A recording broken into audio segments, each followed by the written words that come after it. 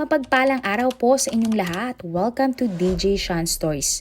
Turn on your notification bell, like and subscribe para sa crime stories araw-araw. Ang kwento po natin ngayon ay nangyari sa Norway. Ang Norway ay isang bansa sa Europa.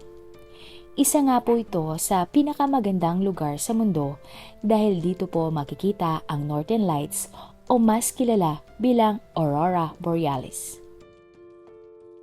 Ang Norway nga po ay kilala sa isa sa pinaka may lowest crime rate sa buong mundo o bihira po ang krimen. Kaya naman, naging laman po ng maraming balita ang kasong ito sa Norway. Ang kwentong ito ay tungkol sa isang mag-ina na pinatay mismo sa loob ng kanilang tinitirhang bahay. Ang babae po ay kinilalang si Pim Siri Songnam o Pim, 37 years old na mula nga sa Thailand. At ang kanyang anak ay si Fetch, 12 years old. Si Fetch ay kanyang anak sa una niyang asawa na isang Thai. Kalaunan, nakilala ni Pink si Bengt Ronald Hansen, 60 years old na mula sa Norway. At nagkaroon po sila ng isang relasyon. Ang age gap nga po nilang dalawa ay halos 22 years din po. Si Ben ay dating nagtatrabaho sa isang mining company. Pero siya po ay walang trabaho nang mangyari ang krimen. Ayon po sa mga balita, si Pim ay dinivorce ang dating asawa para pakasalan ang Norwegian na si Ben. At taong 2013 ay nagpakasal nga po sina Ben at Pim. Pagkatapos po ay pumunta silang mag-asawa sa Norway para doon manirahan. Nagtrabaho po si Pim bilang isang housekeeper sa isang school.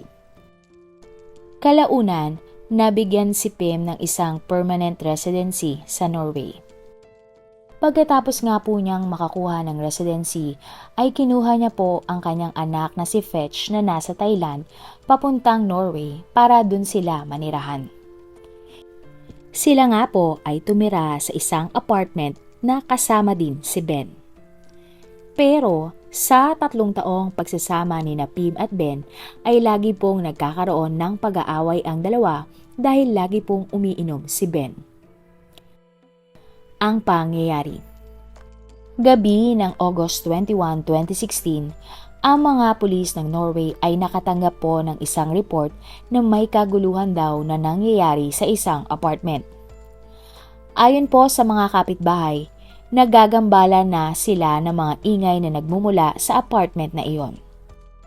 At ang nakatira nga po sa nirereklamong apartment ay sina Pim, Ben at Petch. Nang makapasok na ang mga pulis sa loob ng bahay, dun na po tumambad sa kanila si Pim at Petch na may mga tama ng baril. Samantala, nakita naman ng mga pulis si Ben na sugatan sa isang sulok ng bahay. Agad naman pong idineklarang patay si Pim nang dumating ang mga ambulansya. Sina Ben at Fetch naman ay agad na isinugod sa ospital. Pero makalipas lang po ang ilang oras ay binawian na rin ng buhay si Fetch. Maswerte naman pong nakaligtas si Ben mula sa mga tinamo niyang sugat.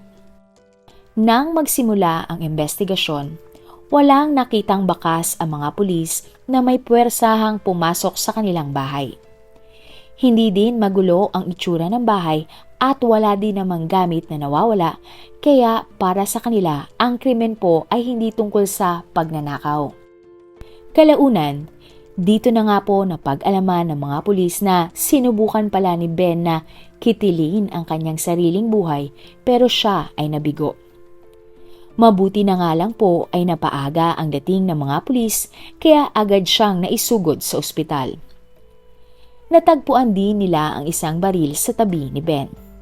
At nang i-check nila ang forensics ng baril, nag-match po ito kay Ben. Ibig sabihin po, si Ben ang nagpaputok ng baril. Si Ben ang pumatay sa asawa niyang si Pim at sa anak nitong si Fetch. Lumabas din po sa forensics investigation na ang unang binaril ni Ben ay si Fetch.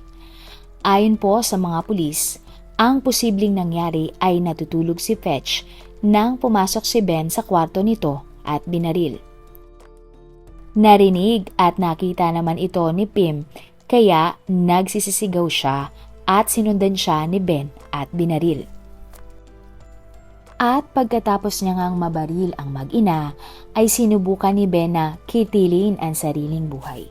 Dahil nga po dito, inaresto si Ben, kinasuhan ng 2 counts of murder at ikinulong.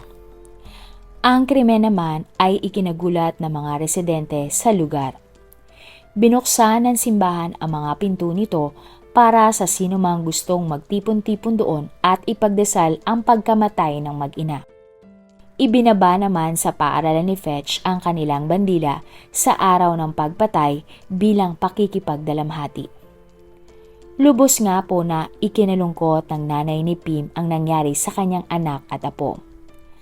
Ayon po sa nanay ni Pim na si Sarah, 60 years old, nalaman lang niya ang balita mula sa isang kaibigan ni Pim na isa din pong Thai. Dagdag pa ni Sarah, naikwento sa kanya ni Pim na madalas silang mag-away ni Ben pero hindi niya daw po akalain na aabot sa isang krimen ito. September 1, 2016, lumapit po si Sarah sa Pevana Foundation for Children and Women, isang institusyon sa Thailand na may layuning tulungan ang mga bata at bata na naaabuso, para humingi ng tulong na maiuwi nga ang mga labi ni Pim at Petch sa Thailand.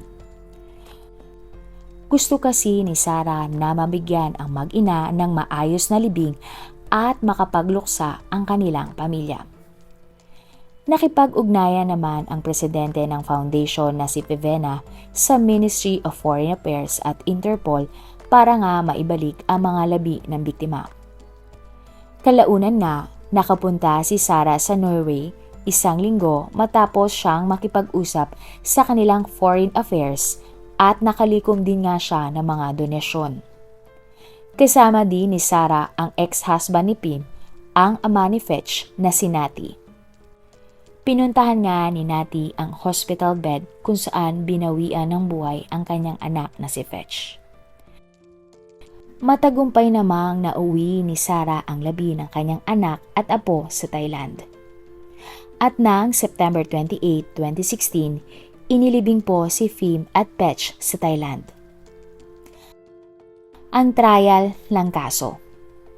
Sa trial, sinabi po ni Ben na wala siyang maalala sa nangyari, kaya hindi niya po inamin na siya ang pumatay sa mag-ina. Inamin lang ni Ben na malamang siya ang gumawa nga ng pagpatay, pero ipinaliwanag niya na malamang daw ay may nag-udyok lang sa kanya at hindi niya na naaalala kung kailan nga nagsimula ang pagputok ng baril.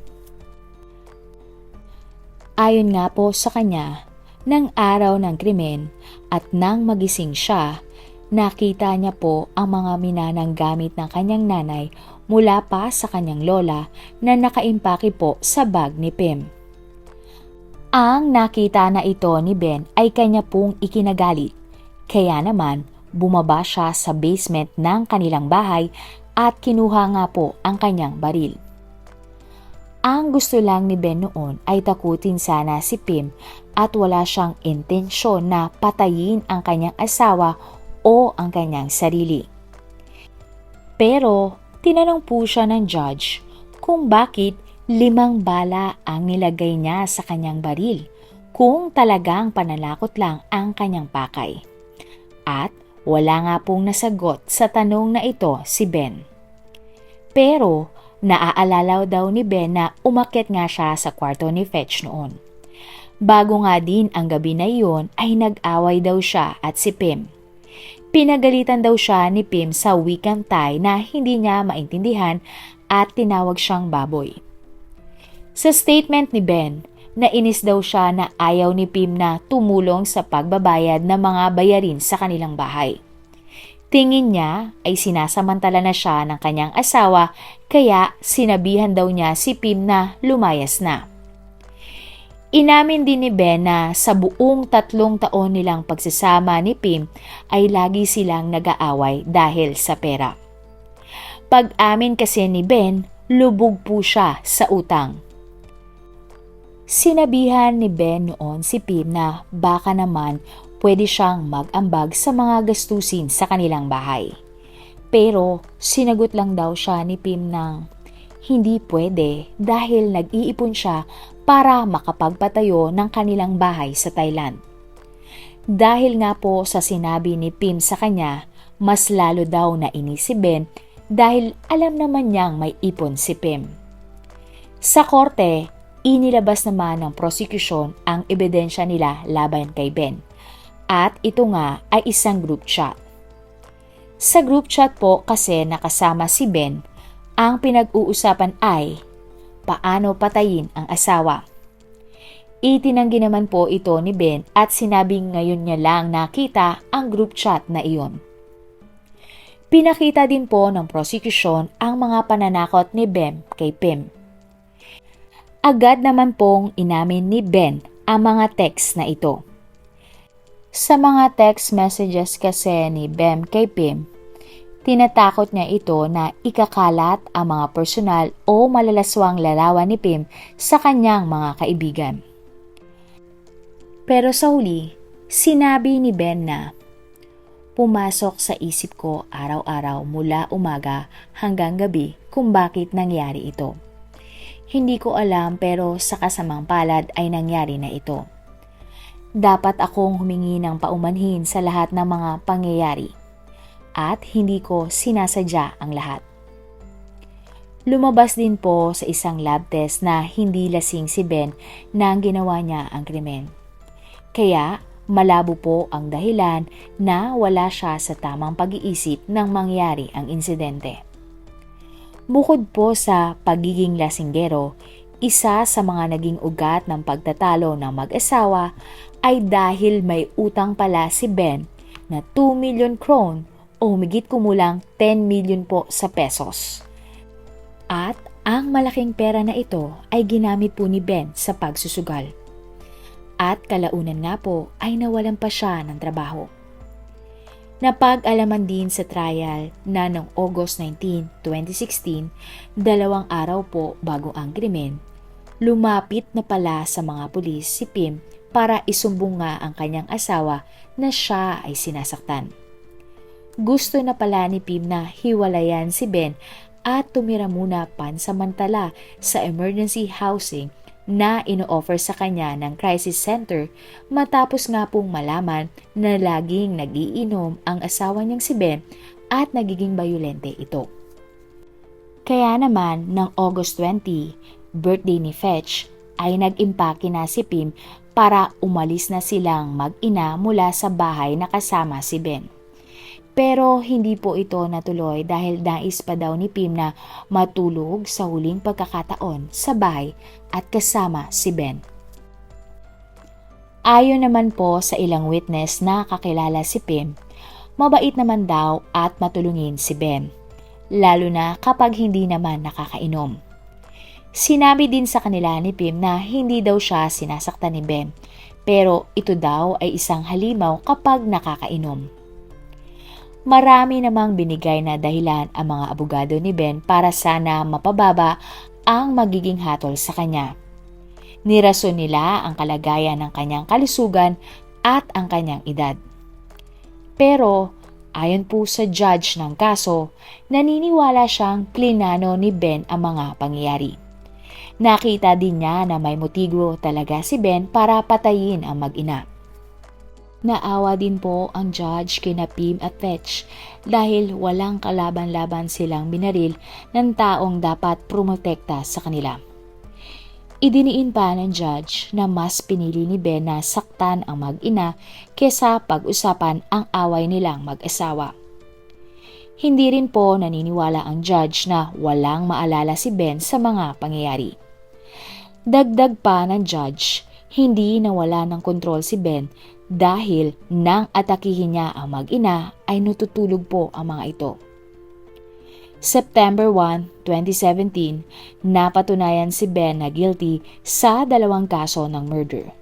Dahil po dito, hinatulan siya ng 20 years na pagkakulong. Pinatawan din ng korte si Ben na magbayad siya ng 720,000 Norwegian krone o humigit kumulang 4 million pesos bilang danyos sa pamilya ni Pim. Pinaniniwalaan po na nangyari ang krimen dahil sa away mag-asawa nang dahil sa utang at sugal. Marami pong salamat sa inyong panonood. Huwag kalimutang i-follow at mag-subscribe sa iba pa nating YouTube channel katulad ng Manila Boy Wonder Philippines at Tagalog Facts at Mysteries by DJ Sean. Mapagpalang araw po hanggang sa susunod na episode. Salamat sa lagi niyo pong pagtutok araw-araw. God bless everyone!